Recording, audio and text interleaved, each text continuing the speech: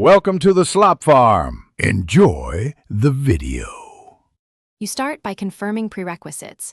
NuGet package installed and your RDLC report file ready.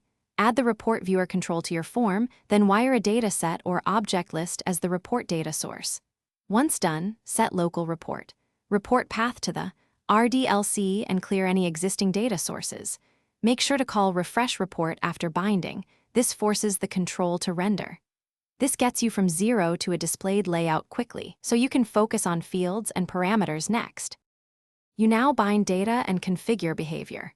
Create a report data source whose name matches the dataset name in the RDLC, then add it to local report.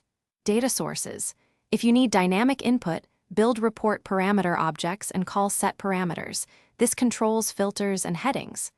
Once bound, tweak display mode, zoom mode, and page settings to match user needs. Also handle subreports by subscribing to subreport processing and supplying child data. These steps ensure accurate rendering and expected interactivity. You finish by refreshing and exporting. Call refresh report to render, then use local report. Render to produce PDF or Excel if needed. Make sure to dispose of large data tables after export to free memory. If rendering fails, check report dataset names and field mappings first. Mismatches are the most frequent issue.